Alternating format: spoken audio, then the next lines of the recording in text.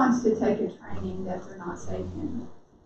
You didn't come here to feel unsafe. You didn't come here to feel like we're not taking care of you.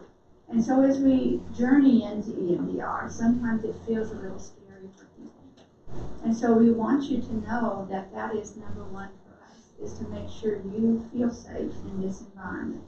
And if there are issues, we want you to let us know so we can create, again, that environment that feels like you can learn the best in. When we think about the team, we're talking about all of these things up here. As you're thinking about valuing this authenticity, who you are, you're here today from varied places in the state, but we want to look at what is keeping anyone from feeling their authentic self. Then we talk about honesty.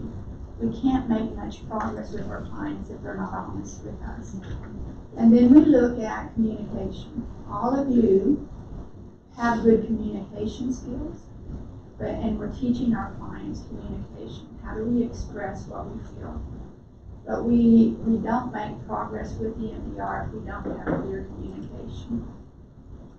And then knowing that there will be difficult conversations we'll have with you this weekend. Talking about things that can be hard to talk about. Being able to ask those questions that feel like this may be something that is hard for me. And so we want you again to know that we embrace those difficult conversations. And then knowing what you need. If you're getting what you need from this training and not, we want to know that. We also talk about diversity. How is diversity a part? All of us are very different. And we want you to know that we welcome each and every person. And then collaboration. Collaboration is going to be something that we all work together for. As we think about our learning that takes place here, one of the things that we want to say is what is learned here is something that you take out with you. But what is said here is something that's private as far as your processing. We want to have that anonymity. We want to have privacy. We want you to feel again safe. Some of you are going to feel very confused as we go through this weekend. Confusion is a sign of new learning. So just know that that confusion is going to be a part of your learning. There we go. And mistakes are going to be a part of learning as well. We want you to think about, as I make a mistake this weekend, we are going to help you look at how that mistake helps us grow, helps us change. If we think about the mistakes as the surfers, mistakes are going, or the waves are the surfers, and let me get that right. Mistakes are the wave, and we are the surfers, so we're trying to make sure that we're surviving with all of the new material, all of the things that we're learning. But we want you to know that as we go through this process, it is going to be something that will be a continual learning experience for you.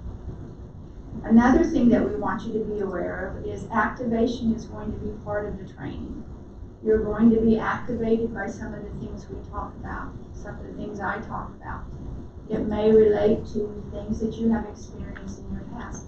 All of us have trauma. All of us have gone through very difficult traumas throughout our life. And so I may talk about something that is very touching to you or very sensitive.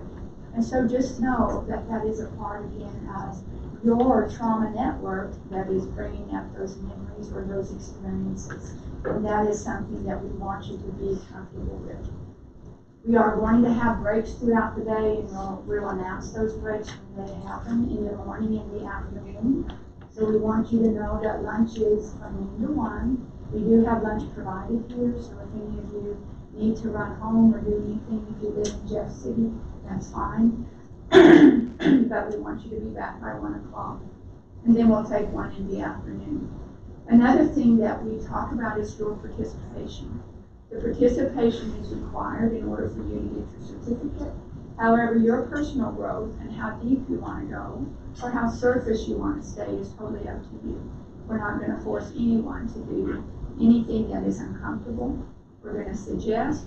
We're going to make sure, again, that you're safe. If you have gone through a recent trauma and some of that is disturbing, you need to let us know so that we can assist you in making sure that we stay on the surface level. We always recommend that you work with someone you don't know, because then that can be a challenge if they are hearing things that they didn't know about you. And so we ask that, again, if you want to work with someone that you work with, that's your choice, but we would recommend to work with someone you don't know. Let us know what you need for support. If there's anything you need, we are going to work on real material. So just so you know, think about those things that are coming up in your life, whether they are traumas that happened years ago or whether they're more recent. And so we will, again, work with whatever is going to be most comfortable for you. We're going to be practicing those in our groups today, and I'll let you know as soon as we get there what that looks like, and we'll again put you in groups of 2s and 3s with Cheryl has got that all set up, and we want to make sure that you're not with someone that you know. The participant agreement, is there any questions about that? Everyone has signed that. You probably won't be sitting here today if you didn't, but if there's questions about that, let me or one of the assistants know. So when we think about safe EMDR is an extension off of the basic training of EMDR that includes a couple of other components. Like I said, the safety and the somatic part. The A is the attachment and somatic part. So we believe that if you have a trauma early on in childhood, it continues to impact you in different patterns in your life. If you think about a very difficult client that you're working with, and you think about their growing up or their family of origin, something has happened typically in their way of looking at the world, looking at other people, and we'll talk about that more. But we really want to think about Personal Transformation Institute is all about that transformation. How do I transform and be a better person, a better therapist, a better professional, a better mom, whatever dad, whatever that may be. So we really want you to get an idea of, as you go through this 3 days, 6 days next month, how is it transforming me as a person? How is it making me stronger as a professional? So let's jump into EMDR. When we think about EMDR, all of us are very familiar with Dr. Shapiro's Walk in the Park. And if you haven't, it's in the first chapter of your book. But Dr. Shapiro was walking one day in the park and had something very disturbing on her mind, or something that was bothering her. And as she walked down this path in the park, she would move her eyes from side to side on the path. And as she did that, she discovered, wow, I feel a little bit better just by looking from side to side. So she went back and talked to her colleagues about that and said, I think there's something with this. Can we take a look at it? And she was working in the Veterans Hospital at the time, in the VA hospital. And so that was all about how EMDR got discovered. It's a really neat story if you haven't read it yet, but it's an important part of understanding that it was a chance discovery, something that was really helpful throughout her career. But it's, as we see it progress, then we see, and that was in 87 and 1989, the first published controlled treatment study. Now this is EMD. EMD is not, we haven't added the R yet. We'll talk about that a little bit later. It was in the Journal of Traumatic Stress. So that first study or research article was really exciting for the field. And then the EMD becomes the EMDR. So we start the reprocessing, adding the reprocessing in 1990. And then in 1998, MBHC International Association, which is our governing and licensing body, was developed in 98. And so that was a way of getting some control over those that do EMDR and getting certification in place. And then Deb Kennard, who is our founder of PTI, worked with Francine Shapiro. She was actually trained by Francine Shapiro and worked with her. And so in 2014, she felt like it needed a little bit more than just the basic training. So she added the attachment, and she is somatic trained, and so she also added that attachment and the safe approach of focusing on the safety, being concerned about what goes on in the body as well. So that gives you a background. So let's talk about the AIP. When we think about EMDR, the AIP is the Adaptive Information Processing Model. So this gives you a little bit of information about what that includes. If we think about just the word adaptive, adaptive is something that we all do, something that we do every day of our life. We adapt to changes in the temperature, we adapt to road changes on the highway, we adapt to different things that we have in our body or our system. And so adaptation is something that we as a species do all the time, whether we like it or not. But when we think about that information processing, that is our brain's way of making sense of something that is challenging, traumatic, scary. It's adapting to something in a way that we can learn about it, we can accept it. And so as we think about trauma memories, when a trauma memory occurs, what do you want to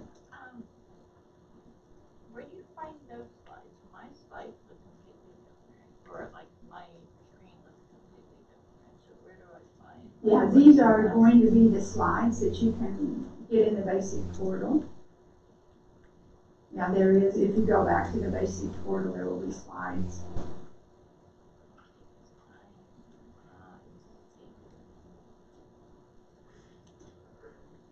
And I may have, Captain, if you want to help find that. But what happens with trauma memories is they get stuck. They get stuck, and we're all familiar with state dependence and how those get triggered. When you think about being in a car accident and you hear brakes screeching, and it's part of that experience in your system, all of our senses are on board: sight, sound, taste, touch, smell.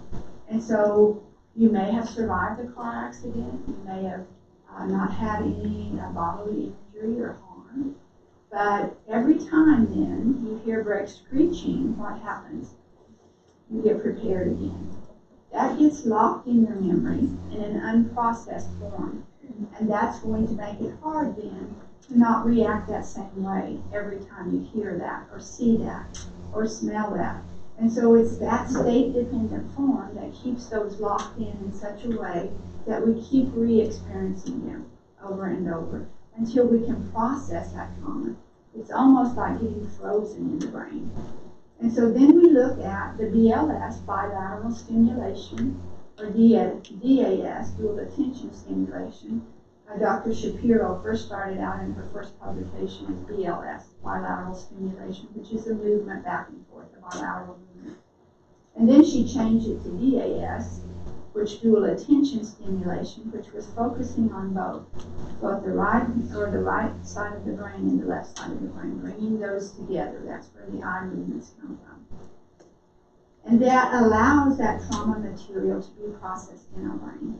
That allows that movement of going to the thinking brain and the feeling brain back and forth. And so we're making sense of that accident. We're making sense of those things that have happened in our life that don't naturally feel like they make sense to us. And so what happens is that neural network that gets developed keeps processing it in the same way.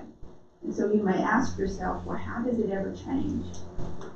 It is going to be processed out in such a way that allows us to focus on that event and then work through it and make it make sense to us in the way of, oh, I'm safe now. We keep re-experiencing it much like we're living through it all over again. And we'll go into a little bit more information about that. Okay, I'm not moving that forward. Let's see if I can use this instead. There we go. So one of the things we want you to think about is that when you think about that memory of the accident, for example, it stays what we call hot in the brainstem. Every time I see, I hear, it feels as though I'm going through that again. Even though logically, in my thinking brain, I know that I'm not, but my body feels like it is. And I freeze for just a very brief moment because that hasn't been processed, so it's in that raw form. It's hot in the sense that every time it reoccurs, we feel the same thing. It's kind of like if you get food poisoning and you smell a food, or if you have had alcohol growing up in college and you got sick on a certain alcohol, just the smell of that will sometimes make you nauseous. And so it's the same thing. There's some of the things, the reactions we have to speak, that gets stored, but it's also fragmented. It's not linked together with the new information that lets us know, oh, I'm not going to get hit again, or I'm not going to be in danger. And so it doesn't have a time or date stamp. So that's what we're looking at in that state-specific memory. That is going to be something that happened a long time ago, but it feels like it's happening right now. And so every time that we re-experience that, our brain is going to do that same behavior or reaction of that freezing for a moment. And so that's an important part of understanding that.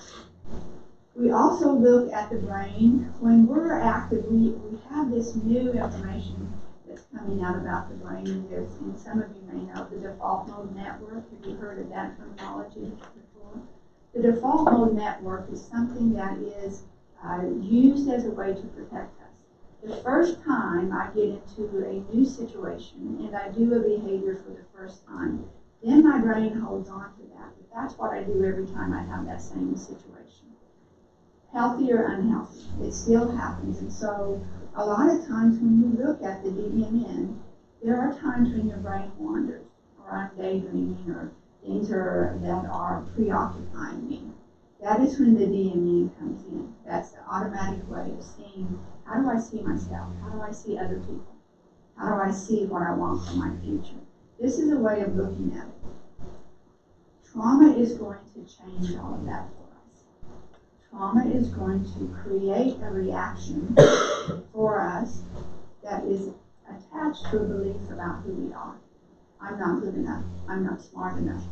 I'm not brave enough, whatever it may be. But as we look at these different components of the brain, that sense of self is challenged. Can I really do that? Am I good enough to have someone's attention? So you can think about this with your relationship with your clients even. Sometimes we will use the borderline personality disorder. It's a challenging client to work with. So if we think about all of those patterns or behaviors that's happening to our clients, they keep repeating the same thing over and over and over. They get out of a bad relationship and go into another bad relationship. They stop using drugs and then they start again and relapse. And so it's like, how does that happen? I remember when I first worked in the field of addiction, I would get so frustrated at clients. I worked with a lot of the spouses, and they would keep getting out of a bad relationship and go into maybe a little bit better, or sometimes a worse one. And I'm thinking, you just got out of that bad relationship. Why are you going back into another one? This explains all of that. That's what they know. That's what they're familiar with. And so we're going to repeat those patterns over and over again because it's what's familiar to us. It's what my brain does in an unconscious way. This also talks about how I feel or think about other people. Are other people safe? Are other people dangerous? Can I trust other people? Can I be in relationships that take care of me, or do I have to take care of them? So we look at all of those areas. Do I have to be responsible for other people's emotions? Do I have to constantly scan my environment? That hypervigilance, as we all know, that's a part of trauma. Do I feel safe when I'm alone? Or do I get taken advantage of by other people? And so even think about time. We get sometimes knocked back to the past when we have a trauma event. It's almost like we go back 20 years. And we can say to ourselves, I know that's not happening, but I sure feel like it is. And so it almost feels like we're revisiting something in trauma that occurred 10 years ago. But it feels like it's today because that default mode network has locked in that behavior. I'm going to freeze, I'm going to hide, I'm going to run away. All of those things that we will use as a way to protect ourselves. And then we look at imagining the future. How many of your clients can imagine the future very well, especially that have had complex trauma? They have no hope for the future because they've been disappointed time after time after time. It's like, I couldn't go to school. I couldn't finish my degree. Who do I think I am? I'm not smart enough to do that. The things that they've been told by others. And so as we hit those episodic memories, things that come back, think about when you graduated from college or graduated from your master's degree, how exciting that was. And you think about if there was an event that happened with that, where someone didn't show up for your graduation that you thought, how painful that may have been. And then it took you back to when they didn't show up at my high school graduation or my bachelor's graduation. And so it's like our brain goes back in such a way that brings up those memories. And so that's how we comprehend the story. I'm making sense of it the best way that I know how. And then I replay it over and over. Because when we get stuck sometimes in those stories, our brain stays there for a while and spins. And then we think of these types of networks. One is that adaptive network we talked about, the adaptation. This is going to be that healthy adaptive network is all about health. That's where the balance, the restoration, all of those things are going to be helpful. The homeostasis, when you think about my hypothalamus and getting that balance in my brain. And it has beliefs about ourselves. I'm strong, I'm in control, I can make good decisions. All of those are a part of that. However, when you have that trauma, this is what that looks like in the brain. It's maladaptive. It feels a little bit conglomerated, almost like it's a mess if we think about it like that. But it keeps us in that hypervigilant mode. It keeps us feeling like we're always in danger. It's that raw form because the trauma hasn't been processed. It hasn't been made sense of, if you will. And it's going to continue those beliefs about yourself that are not true. And so it's really important for us to think about, how do I change that adaptive information system that's often maladaptive when it comes to trauma? And how do I make it focus on who I am today, what I've accomplished? And the things that we all talked about, the new beginnings for you, are so exciting for all of us to hear, because that's part of your growth and development. We also talked about the window of tolerance. The window of tolerance is what our system can manage. So when we're in the window of tolerance here, as you can see, those are the factors that we feel, the calmness, the comfortableness, that homeostasis that we're talking about. And so as we look at that, we're also going to think about that hyperarousal, the hypervigilance that we talked about earlier. The hypervigilance is activating our fight or flight, keeping us safe. It is also important that we can have those feelings of rage, of fear, of out of control, or panic, without getting overwhelmed by them. Those are natural emotions. All of us have felt rage and fear. But when we get outside the window of tolerance, that's when we typically shut down, we run away, we fight, we do those things that are not very helpful for us. And then the other part of that is looking at what's shut down in the hypoarousal. This is where we're shut off from other people. We go inside sometimes, we get quiet, we want to be invisible.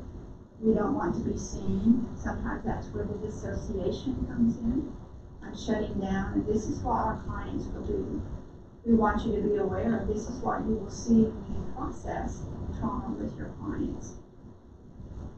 What happens then is that we can't process any information if we're in the hypoarousal or shutdown state. So it's really important to think about, how do we create that level of those emotions that we can process through without getting outside the window of tolerance. We also, as Liz talked earlier about polyvagal, polyvagal is something that she's very excited about, and I know that's important to her. But she's combined this for us so that we can take a look at the comparison between the window of tolerance and those polyvagal states. We're all familiar with ventral vagal, which is probably what all of us are in right now. We're relaxed, we're calm, we're taking in that social connection with each other, we're making eye contact, we feel safe. It lets us be in a natural state that feels like I can learn, I can grow, I can change. So that state, the ventral vagal, is what we want to focus on. However, when we get activated, we go into that sympathetic nervous system, the fight or flight. And so then what happens is that we're going to do those things that keep us safe, that keep us out of danger. But then what happens in our dorsal vagal system is that's where the shutdown occurs.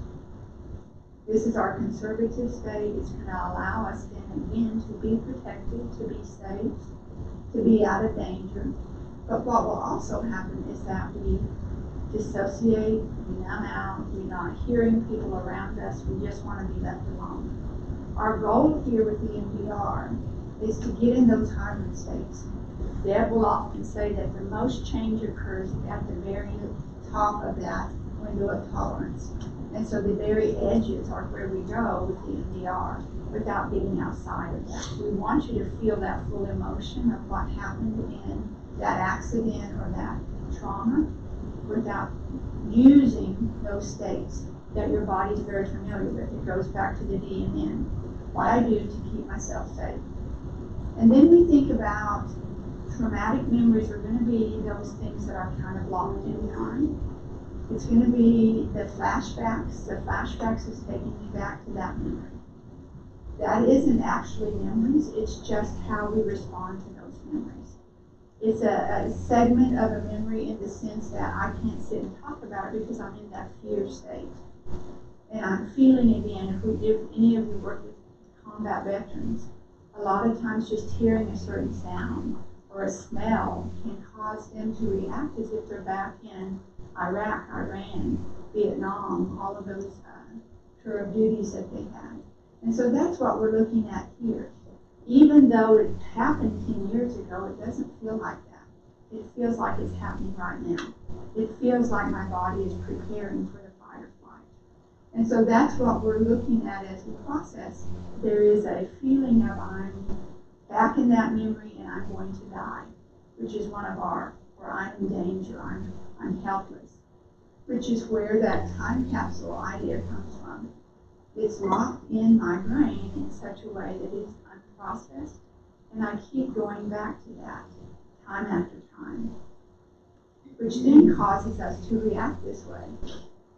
There's an article by Carney et al., and it talks about how those traumatic memories that we experience and we shut down in such a way, again, being trying to protect ourselves. But as we look at the AIP, those present things that happen in our life every day. Some of you may have been coming here this morning, getting off the highway. Cheryl and I had a hard time getting here because we were going different ways, and it's like, no, you go this way, and Catherine was driving differently than I was, and it's like, oh my gosh, are we going to make it there on time? So we know we have those things that happen every day like that. And so those cues let us know. And sometimes it can go back to something earlier when I got lost somewhere else. I've gotten lost in Kansas City. Those of you that are in Kansas City, it's like that's a hard city to get around in. And then your panic sets in. And, oh my gosh, I remember that time that da-da-da-da. And that's what happens when we have those present memories that trigger past memories. And so it gives you an idea of what we go through when we have that trauma and what our clients go through. What we're seeing is an overreaction. We get really excited about something. Cheryl kept saying, Wanda, it's going to be okay. And so she was trying to calm me, but I take on a lot of responsibility as a trainer and think I've got to be there on time. I'm going to make sure I have everything together. But I had an overreaction because I wasn't able to do what I was supposed to do. And so that tells us what happens when those memories get activated in such a way that we do have flashbacks or fears of, oh my gosh, that same thing that feels really out of control. And that's what we call the AIP in action. Those things come back to us, and then our brain gets going in a different direction. And we feel as though, again, it's happening all over again. When we talk about our memory network, it's a really important thing to think about what does that involve. Our memory network has different components. It first starts with our beliefs. What do I believe about me? Am I in control? Do I have control in my life? And then it involves our sensations. When I think about not being in control, think about that for just a moment. And what do you feel in your body? My stomach feels a little queasy. I can't hardly take a breath sometimes when you feel like we're out of control. And so the sensations are an important part of that. And then we want to look at our emotions. We feel fear, we feel panic. And then we think about the thoughts. Oh my gosh, I'm not going to get there on time today. I'm not going to be able to do the job that I'm supposed to and do it well. All those thoughts that are negative that come back. And usually can be attached to other things. And then images. What are the images that we see? I saw myself in Kansas City on the back street when I was probably 20 years ago. And it's like, why is that coming up? I don't really want to be thinking about that again. But that's part of the memory network. When we open it up, then these are the things that we're in contact with. Thoughts, feelings, emotions, all those that are part of it, which is also something we use with EMDR. When we think about those experiences that we have, even as this little guy here, that autobiographical memory of us, those trauma experiences do not have integration with the current day. They don't have integration with the positive beliefs about ourselves. I am in control. I can make changes. I can make good decisions. And so we look at that connection between childhood trauma and combat PTSD. Now, some of you that do work with combat veterans, we have to think about when veterans come back from being in a tour of duty or in combat. Some of them develop PTSD and others don't. What do you think the connection is there? That pre-exposure to early childhood trauma can predispose them to developing PTSD easier and quicker because the DNN has already learned what to do when they have trauma events. And so as a child, I have a lot of veterans that have had traumatic childhood experiences, that their PTSD is a lot worse because it's activating what happened earlier. It's just not what I'm doing right now in protecting my country, but it's 20 years worth of trauma that I'm also processing. So it gives you an idea of how impactful it is. And there again, those memories stay in that state-dependent form. They're going to be processed through in such a way that I feel that same way. And then it allows us to judge, am I safe with everyone? Am I safe with my partner? Am I safe with other people?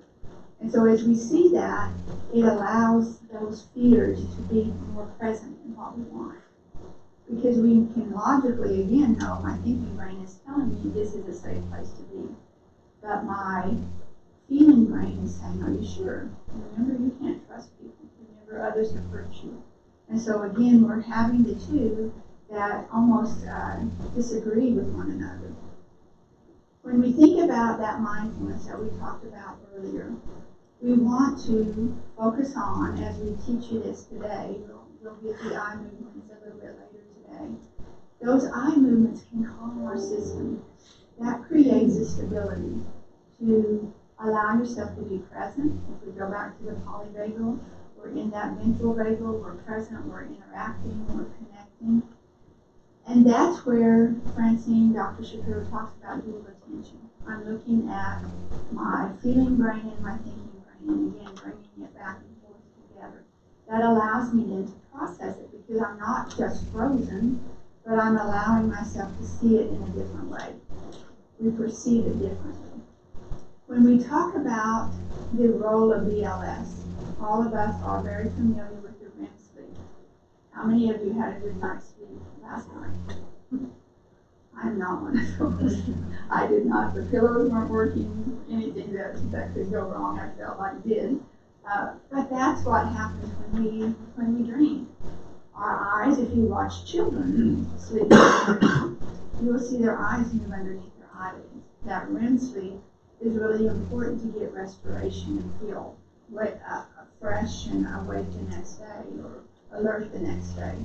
And so what that taxes the working memory. It's going to lower the disturbance in our body. So even just tapping, we do tapping at times as well, tapping on our arms, can lower that disturbance for our systems. And so it's really important. I tell a lot of the new mamas when you have babies, instead of doing this when your baby's upset, tapping from shoulder to shoulder and calm your little one's system much quicker. So So that's just a little tip for mamas and grandmamas and daddies too. But it's that orienting response is going to allow that person to feel like that disturbance is being able to be calmed down in my system. So we look at it from a different perspective. Another thing is, as we recall that trauma, what we look at neurobiologically in our brain is we bring up that memory. It is going to activate that frontoparietal lobe. There we go. When I talk too fast, I can't get those words out. But it's going to then, again, look at that memory from a different perspective. One is going to focus on what's external. One is going to be internal. So you think about interoceptive, exteroceptive. That's taking in the external world and internal world. And then what is going on in that event that helps our clients develop resilience. Because as you think about your clients, they are pretty tough. Most of you sitting here are pretty tough because of things we've gone through in life. And so there is a certain amount of resilience that gets developed as a way to help manage those disturbing events in our past. So let's go ahead, checking to see time as far as our break. How are we doing on time, Cheryl and Catherine? 9:28, okay.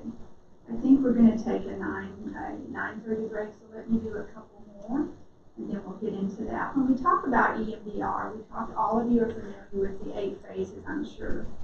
But we're going to break this down really quickly so you can get an idea of what it looks like. I'm just going to put these up here. We're going to go into each one of these in just a moment. But the 8 phases are not linear phases. We just don't go 1 through 8 and we're done with EMDR. There is movement between these phases. And so, it's not manualized in the sense that I have to do it the exact way every time. Now, we will talk about the script and making sure you stay to the script. That's where the fidelity to the model comes from. But we really want to help you understand that if we have a client that starts, we get the history, and the history taking is different for us and with a safe model, and we'll talk about why. Preparation is preparing them for the processing. But when we get to assessment and we start the processing, getting the information, and a client shuts down, then what do we do? We're not going to be able to process because they're in that dorsal vagal, they shut down, they're dissociating. So then we have to go back to preparation and do some resourcing, which calms their system, brings that out of that hyper vigilant mode, or takes them out of hyperarousal and brings them to the present moment so we can continue the processing. So all of these are important to know, but we'll go into them more in detail. The way that they work together is 1 and 2 phases are the ones that we're going to use today and teach about those today. Tomorrow, phases 3 through 8, or 3 through 7 tomorrow, and then 8 on Friday, is going to be all about the reprocessing that memory in a safe way that allows us to understand it more. So as we look at that today, we also want to introduce the 3 prongs. The 3 prongs are an important part of EMDR, and that is going to include what our clients are living through every day. We hope that they're in the present, but they don't live their lives always in the present. They live their lives in the past a lot of times. And then they have a hard time looking at their future. But this is a part of the healing that we want to talk about. We can have them reflect on the past, process through that trauma, and stay present. Because most of dissociation is all about going to the past and staying stuck in the past because of those fears. And so then when we have a hard time with processing, a lot of times that dissociation is part of the DMN. It's what kept them safe. It's sometimes what kept them alive. So they automatically go back to that, and they can't stay in the present moment. So we can't do good work with our EMDR processing. Our goal then is to look at the future. How do they want their future to be?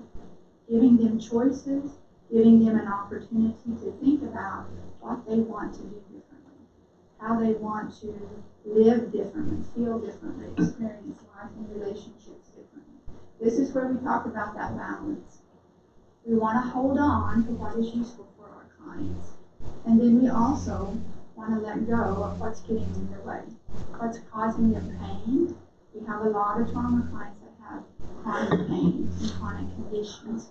Because if we think about the DMN constantly being on because we're in a hypervigilant state, that's going to wear our body out. It's like we're always alert, we're always watching, and then we get fatigued. We have chronic pain syndromes. We have fibromyalgia. We have a lot of chronic conditions that we'll talk about next weekend, in the second weekend. Okay, I think I'm going to stop there. Are we at 9:30? A little bit past. Let's go ahead and take